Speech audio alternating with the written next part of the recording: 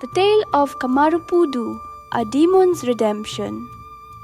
Long ago, deep within the dense forests of the Vindhya mountain range, there lived a powerful demon named Kamarupa. Unlike ordinary beings, he possessed a rare magical ability, the power to transform into any form at will. For thousands of years, he roamed the earth, his existence stretching far beyond that of mortals. Yet, despite his immense power, an unbearable weariness settled upon him.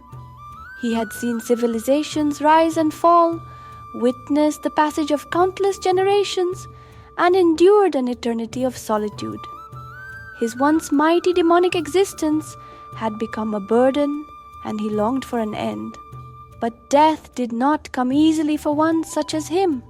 His colossal body, vast as a mountain, was impervious to the means by which mortals perished. A leap from the highest peak would take but a single step, making the fall meaningless.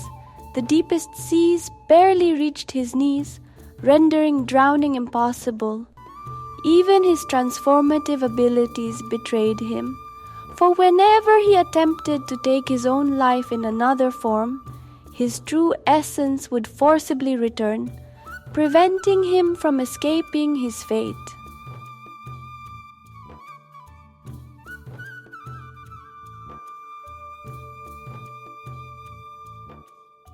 As the days passed in ceaseless contemplation, his mind grew restless. No matter how much he pondered, he found no solution. It was then that fate intervened. A great sage, radiant with divine brilliance, arrived in the forest. The sight of the sage filled Kamarupa with awe. The luminous aura surrounding him hinted at unparalleled wisdom. A flicker of hope ignited within the demon's heart. Perhaps this sage held the key to his dilemma. Realizing that his grotesque form might instill fear or rejection, Kamarupa chose to approach the sage in human guise.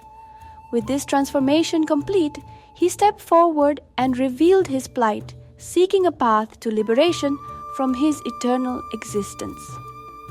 The sage, unshaken by the demon's confession, listened with patience.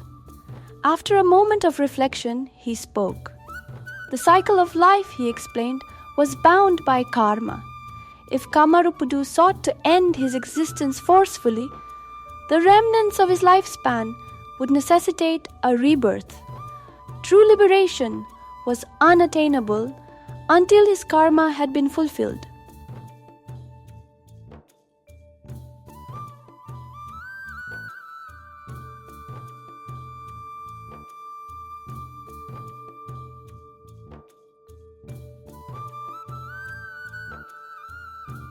The revelation startled Kamarupa. The notion of yet another lifetime weighed heavily upon him, yet the alternative, to remain in his monstrous form, was no better. When the sage granted him the freedom to choose his next incarnation, uncertainty gripped him. The vastness of possibilities overwhelmed him. Seeking guidance, he turned once more to the sage, who spoke with clarity. Among all beings, the human life was supreme. If he wished for a meaningful existence, he should embrace humanity. Though hesitant, Kamarupa found no reason to refuse. However, before committing, he sought to understand the essence of human life. He wished to witness firsthand the nature of those he might become. The sage, amused by his curiosity, granted his request.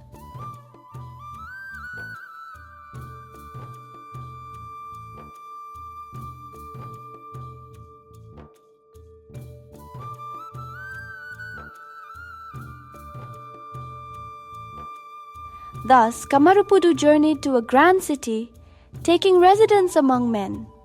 As he observed their ways, he noted the structure of their society, their devotion to family, and their adherence to laws. They seemed to live with purpose, bound by love and responsibility. A thought formed within him.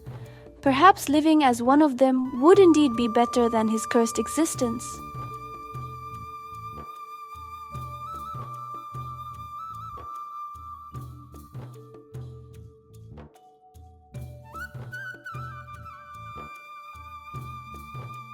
His curiosity led him to the presence of Virasimha, the revered guardian of the city.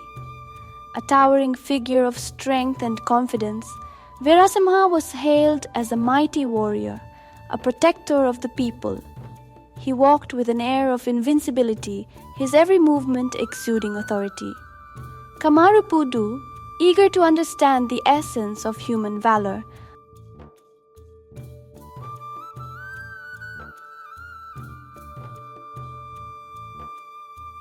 approached him. He listened as Virasimha boasted of his strength, claiming that no demon or enemy could stand against him. But the words, laden with pride, stirred an unexpected anger within Kamarupudu. Had he not come to live among humans in peace? Yet here stood a man who declared himself the slayer of beings like him. The arrogance was unbearable. Kamarupudu revealed his monstrous form. Virasimha, stripped of his bravado, trembled in terror. His once bold words dissolved into pleas for mercy. The warrior, who had spoken so fearlessly of slaying demons,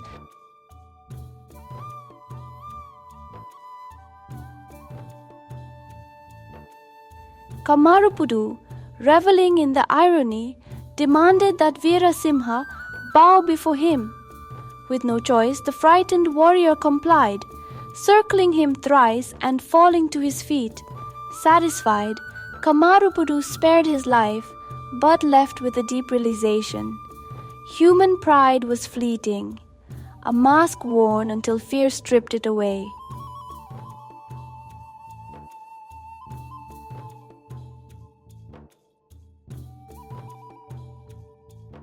Determined to explore further, he ventured next to the house of a wealthy merchant.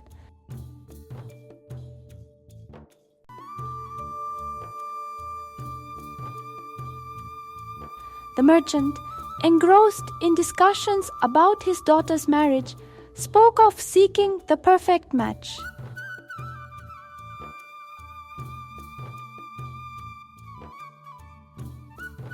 Intrigued, Kamarupudu assumed the form of a handsome young man and presented himself as a suitor.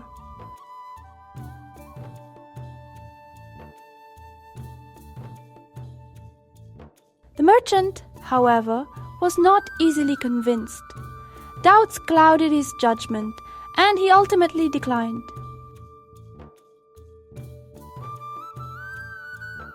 Enraged, Kamarupudu shed his disguise, towering before the man in his true form. The merchant, paralyzed with fear, abandoned all hesitation. His concern for his daughter's happiness vanished, replaced by the desperate instinct to survive. He immediately agreed to the marriage, offering his daughter in exchange for his own safety. Kamarupudu laughed bitterly. Just moments ago, this man had spoken of love and the importance of choosing the right partner. Yet, when confronted with death, he was willing to surrender his child to a demon. Human love, he realized, was fickle, eclipsed by the primal instinct of self-preservation. Seeking one final answer, he visited the home of Sivananda.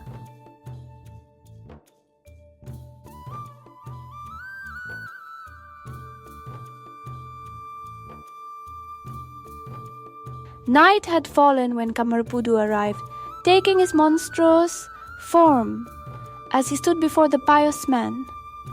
At the sight of the demon, Sivananda's body trembled. Kamarupudu observed him closely. A man of faith should find solace in his beliefs, yet fear overtook him.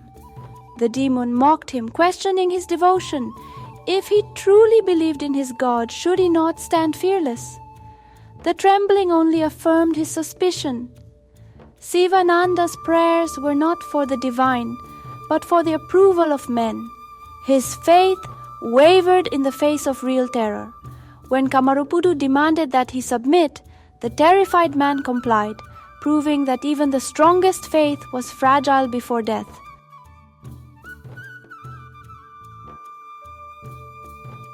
With these encounters, Kamarupudu's understanding of human nature deepened.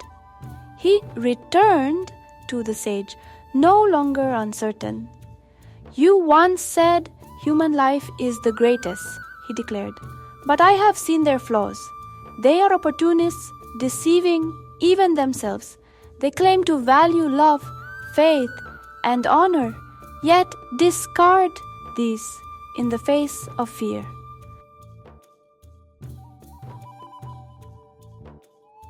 The sage listened patiently before asking, "If that is what you believe, then what life do you now choose?" To his surprise, Kamarupudu replied, "I still choose to be human." The sage raised an eyebrow. "Even after witnessing their nature?" "Yes," Kamarupudu affirmed. "For their imperfections, humans possess something rare. Despite their fear, they cling to life. They find hope even in despair. I have lived for eternity, yet I have never cherished life the way they do. They fear death, yet they fight to live. There is something captivating about their existence. I wish to experience it." The sage smiled, recognizing the wisdom in his words.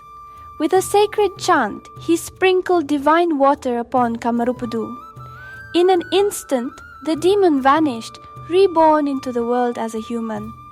Thus, Kamarupudu, once burdened by immortality, stepped into a new life. A life where he would know love, loss, and the very essence of what it meant to truly live.